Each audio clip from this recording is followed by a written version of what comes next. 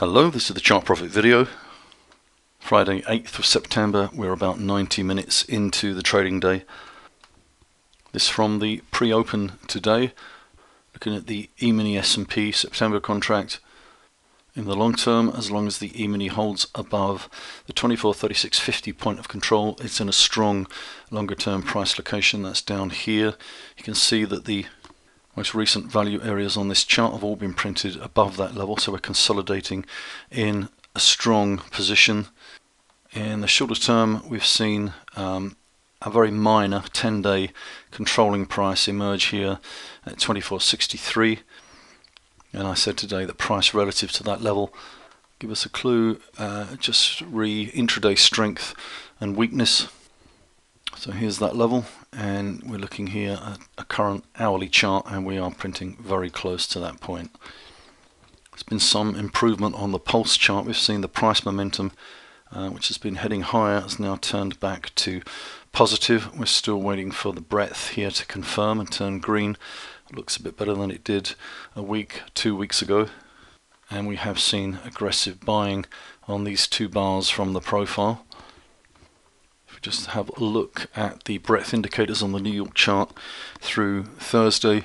Two indicators that determine the color on the breadth on the pulse chart is this indicator here, and you can see 5-day moving average in black here on the net new highs indicator is above zero, and we're very close to the percentage strength, I call it. That's the percentage of stocks in my New York list above 50. Needs to be above 50 itself, and it's very, very close. So this part of the pulse chart is actually very close to confirming. Good day today, maybe Monday would do it. We'll look at the sentiment indicators. I follow my version of the RIDEX assets ratio each day in the pre-open. It's currently at 12.74, but just a short while ago on the 22nd of August the ratio reached 15.64. That's the highest in the database. These are contrarian indicators, and an extreme reading like that historically has been a warning for the market. You can see where the indicator peaked here a couple of weeks ago. We're currently at this point. If we see the market push higher and we see the ratio exceed that previous peak, that would be a clear warning again of overheating, over enthusiasm. At that point you would see the bear fund assets, which I show here in isolation, which are close to an extreme low. There's hardly any bears here.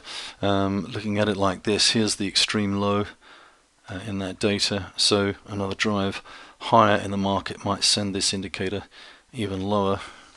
Bull fund assets have been quite volatile recently, but again a drive higher would probably lift them, despite all the current worries for the market. If we see the S&P pushing out to a new high, we could well see this indicator.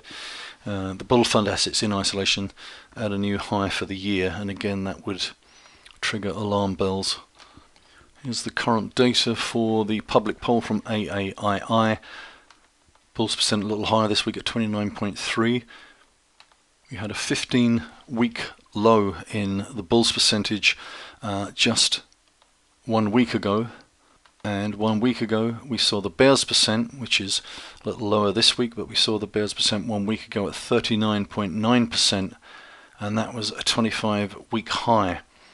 And if we look at the net, that's the bulls minus the bears, that's a negative 6.4 currently, but it's up from a negative 14.9 1 week ago. So 1 week ago here we had a 26-week low in, let's call it bullish sentiment at that point. Again, just to remind you, these are contrarian indicators. It does suggest higher in the short term, so we may yet see a breakout for the S&P again. And here in the Investors Intelligence newsletter writers, bulls percent unchanged this week at 49.5%. 2 weeks ago, bulls percent fell to 48.1 in this data, and that was a 9-month low in bullish sentiment at this point here.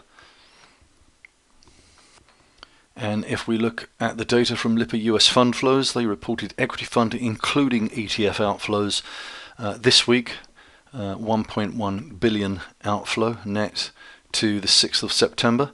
But I've just made a note up here that over the last 12 weeks, only 2 weeks have shown a net inflow in this data, and if we look in the data excluding ETF flows, just mutual fund data, in the flow data there, if we look back over the last 11 weeks, each week has registered a net outflow.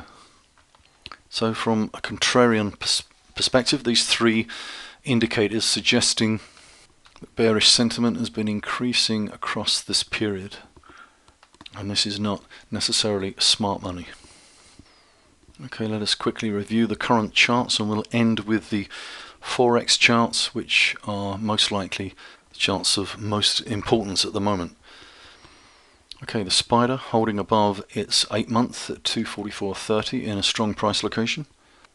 Russell 2000 small cap ETF IWM holding long-term support here, which is the 16-month at 136, but we have the resistance yet to overcome at 141.30, which is the 5-month. As I speak, IWM is printing just above this halfway point, which is the half range off this high to this low, so attempting to move back into a stronger location here, but this chart underperforming the large caps.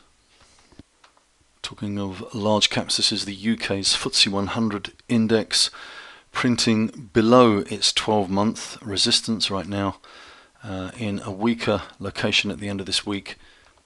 Its sluggish performance here largely due to the pound influence, and we will look at that in a second. Bonds, we're looking at TLT, the T-bond ETF. This week printed its highest level just yesterday since back in November, holding long-term strong price location here, but there's just natural resistance on this halfway point off the high, just a little higher.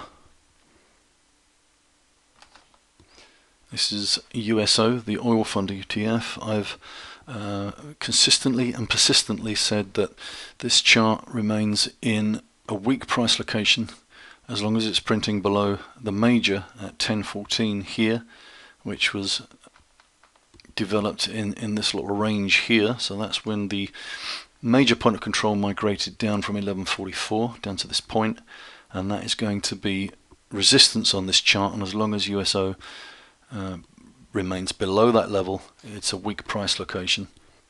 If price can print some time back above 1014, puts itself back in a strong position. This is GLD, the gold ETF. Just to remind you, back in here we did an extensive analysis of the chart position and also the disaggregated commitments of traders data, and said that looked pretty bullish, and if price could print some time back above that major at 119.84, gold was looking pretty good. It's come swiftly higher, helped by what's happening with the dollar, which we'll look at in a second. Again, this week has reached its highest price since it printed up here back in September. Okay, now we move on to talk about the dollar and the currencies. Last week's video I described the dollar index as an extremely weak chart, and yesterday, on Thursday, sent out a bunch of charts related to the dollar. This one's the dollar index, and it just shows you the developments in the chart over the last couple of months. We had support here at the 2-year, and then we saw that support broken at this point. Chart quickly came lower. We saw a 3-month built in this period here, and then a new low and a rally back. As I kept saying, we hadn't seen price above that level, so last week we said it remains a really weak position. And here's the current chart. We've gone lower again today. So again, bit of a falling knife on this chart. In the short term, unless we see price back above 93.41 or that minor point of control migrates, but unless we see price back above that level, it remains in an extremely weak price location in the short term. I want to see it back above the 2-year at 95.57 before we assume anything longer term in terms of strength for the dollar index. This was a chart I sent out yesterday for what I call the key chart at the moment, which was the dollar yen. We'd seen a number of weeks where the chart was printing below that 2-year point of control at 111.30, and 3 times we'd seen support off the natural support, which is the halfway point long term with its high back here in December. So this support 3 times, and I said last week is the key chart, and I said last week's video, price breaking below that half range support, I'd expect the chart to fall pretty quickly if that level was broken. That's why I sent the chart out yesterday, because we were breaking below that natural support along with the dollar index breaking down. So here's the current chart. We can see we have a bar here which is likely to print entirely today at the end of this week below that support, and this puts the chart in a really weak position. So again, at a minimum sign of strength, you'd want to see price printing back above that halfway. Longer term, price back above 111.30. Another chart I sent yesterday was the Aussie dollar, and this is actually a weekly chart. The others were dailies. This is a weekly, and we're looking at this really long-term major point of control which was built across this entire period here on this weekly spot 76, and it looks as though in the longer term we are seeing a higher low above that point of control, which can be again really longer term, but a real sign of longer term strength. Here's the current daily chart. Okay, here's the pound dollar chart sent yesterday. My comment was it's back in a strong position above the 5-month, which is 128.84 at this point here. We have this natural half resistance off the Brexit high to the September low, which obviously played out at this point.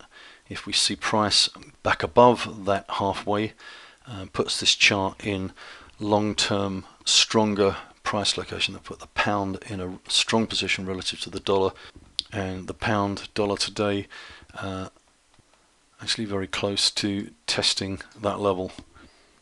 So on those charts just shown for the Forex, dollar has moved into weaker position just about everywhere.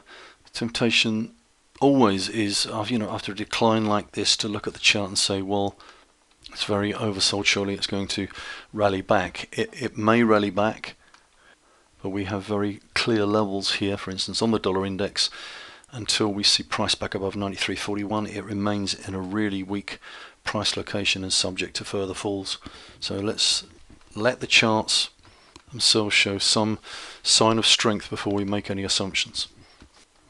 Okay, that concludes. Once again, I wish you a good weekend and thank you for watching.